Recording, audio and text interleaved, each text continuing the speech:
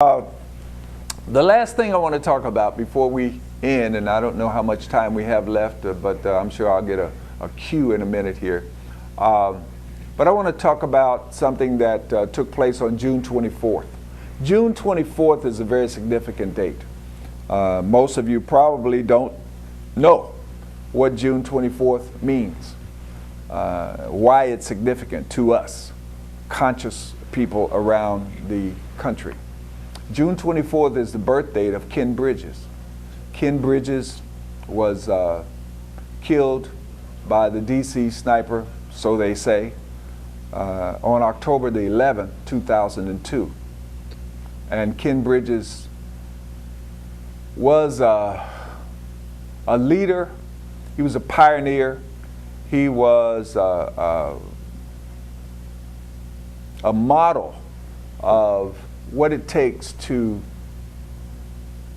spread the economic gospel and to implement initiatives that would bring our people together around economic principles. He had a master's degree, he had an MBA from Wharton, from the Wharton School, and you know that's pretty high level stuff. He knew what he was talking about. He put together, in conjunction with Al Wellington, his partner, the Mata Network, which some of you have heard about. And like I said, unfortunately, he was gunned down while he was doing work for his people, black people, with the Mata Network. As I said on a radio show that I talked about it, remembering him, that he didn't really have to be at that gas station where he was shot.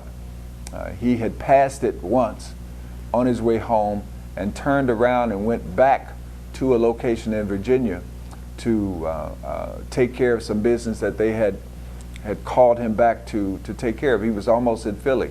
He drove from Virginia to Philly, turned around, went back, and then on his way back the second time, stopped at this gas station. Despite his partner telling him, Al Wellington, I remember him telling us that he told Ken, don't stop in that corridor.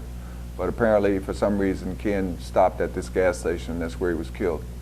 But he was born on he was born on June 24th. And he would have been 59 years old on June 24th, 2008.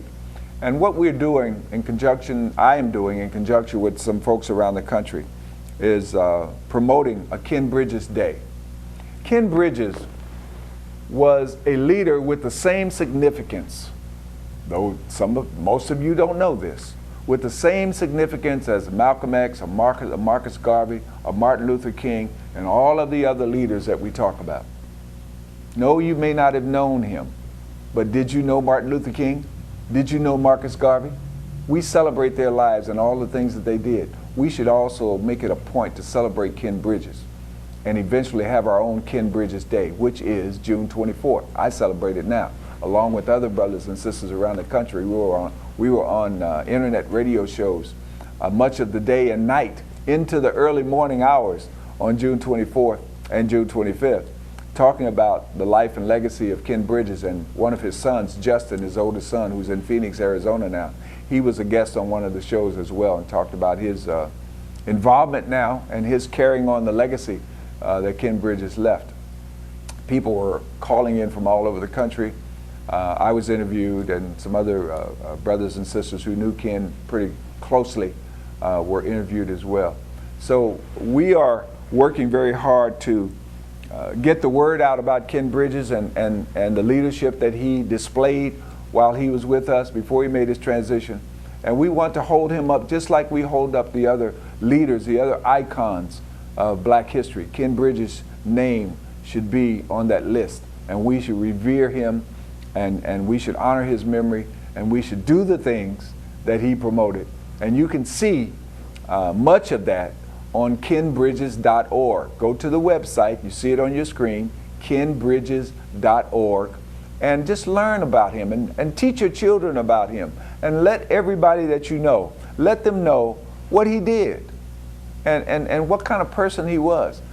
It is a shame that we don't revere and hold up authentic black leaders.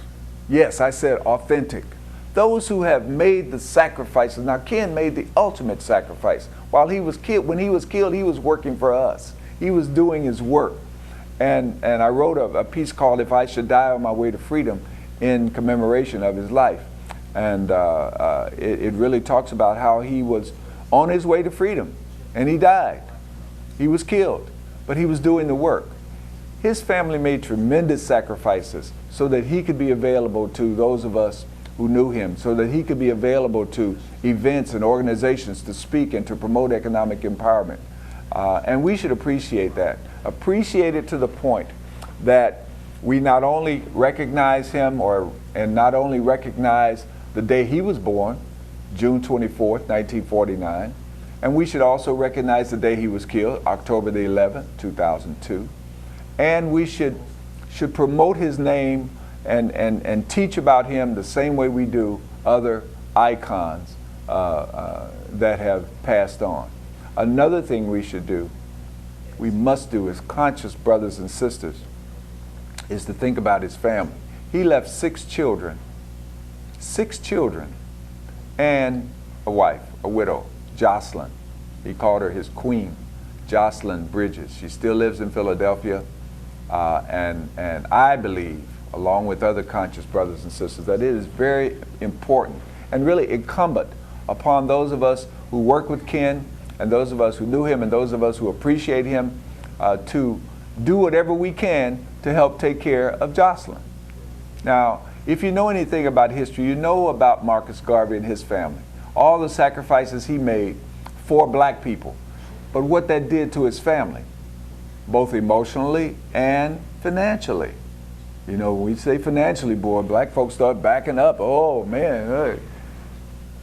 That's what it's all about. We have an obligation to help one another. We have an obligation to help one another. Now, everybody can't help on the same level, but whatever we can do, we should be willing to do it, especially for a brother like Ken Bridges. History shows that Marcus Garvey, you know, had a whole lot of problems, his family, after he died. Look at Martin Luther King. I mean, if it weren't for people like Harry Belafonte and others, A.G. Gaston, where would he have been financially? So what's the difference with Ken Bridges and Jocelyn Bridges? We should make every effort we can to support her. Now, I'm not saying she's down and out. I'm not saying she's destitute. No, I'm not saying that at all. But in honor, in Ken's honor, and in our commitment as conscious brothers and sisters, don't you think it's proper to send a card every now and then with a check? Say, hey, I was just thinking about you. Please accept this as a token of my gratitude for the life of Ken Bridges and your sacrifice that you made for allowing him to share his life with us. How about that? So what we are doing, Brother Ashiki Taylor down in Atlanta, who knew Ken since 1981, came up with this thought and this idea that anyone interested could send Jocelyn Bridges a card, a birthday card, every June 24th. We started this about 4 years ago, and we would send $1 per year of Ken's age, or what he would have been had he lived.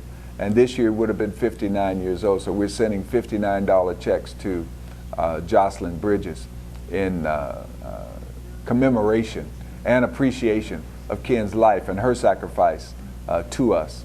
So that's something that we could do once a year to show her that we still love her, to show her that we still care, to show her that we are still concerned about her life, and to, you know, just show our appreciation. It's a small thing to do, and you may not be able to send $1 a year, send a quarter a year, send 50 cents a year, send something. We have to get ourselves into the habit of taking care of one another. And those of you who know me know that I've been promoting that a long time in the city of Cincinnati, that we have a fund, right? A unity fund, a common fund to take care of one another when we run into different problems in our lives. And I don't know about you, but I get so tired of hearing people call into the radio station talking about, well, a child was killed and we can't bury him. We had a fire and we need some money. This happened and all of a sudden a new account is started at some bank to take care of a problem after it's happened, rather than to be able to dip into a fund and say, hey, you got a problem, here it is. Now, I reflect back. You know, history is the best teacher. Probably 10 years ago, we started a fund at the Black Credit Union in Avondale that is no more, to do just that, to help one another. I just asked people to put whatever they could into the fund whenever they could. No set amount or anything. Just put some money in there every time you get paid a few dollars. Over 10 years, can you imagine what we would have in there now? And the brothers and sisters out here who have done the work, who have made the sacrifices, who are now, some of them are even losing their homes. Some have already lost their homes. Some have had other financial issues that they needed help. Our elderly need help from time to time. Wouldn't it have been nice that if a family made a request and said, you know, we had this problem, our child was killed, we didn't have money, but wouldn't it be nice if we could just dip into the fund and say, hey, we'll take care of that? Wouldn't that make you feel great? It would make me feel just tremendous. And I just don't understand why we can't sustain an effort like that. We did have some people who contributed to the fund that we had at the credit union. It worked probably about a year, but they were small donations that we used to help people around the city. But I think about the potential. I think about the past 10 years, and I think about how much money we could have in that fund right now. And I even hear it, people calling in now, oh, we need a fund. Well, why don't we stop saying what we need and let's just do what we need to do and stop saying what we need. We can do it. Just start the fund. Somebody can be in charge. We have minds, you know, people with financial experience and expertise who could manage that fund and do the right thing with it. It's nothing, I mean, it's not rocket science. But don't you think it demeans us to always come groveling, oh, we got to start another account, oh, we're going to have a fund at this bank for this one particular thing, rather than to have a common fund that we can draw on to help our own people. Don't you think that makes some sense? So I trust that someone will take that concept and move forward with it again here in Cincinnati, because we need to help one another. Everybody can't do the same as everyone else. You know, we all have different levels. We all have different issues in our lives, financial issues especially. And there are only certain things that we can do. But each one of us can do something. Each one of us can do something. If we would get that concept ingrained into our minds and into our children's minds, look at what we could accomplish. So along with the Ken Bridges Day, June 24th of every year, we are sending Jocelyn assistance.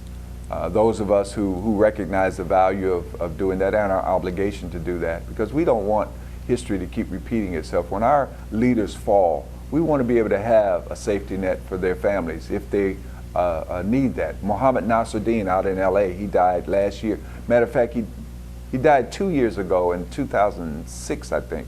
No, it was 2007. And he died on the same day, the same date that Ken Bridges died, October the 11th. And his family went through a lot of issues after he died. And it wasn't that he wasn't taking care of his business. It was that he was out here sacrificing his time and his personal resources to help black people in LA with the Recycling Black Dollars program.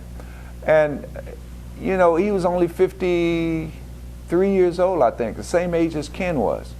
And it's shameful that we don't have not only a local safety net for one another, but a national safety net, a national fund that we can draw upon to help the families of our fallen brothers and sisters, those who have sacrificed, those who have done the things that some of us are not willing to do.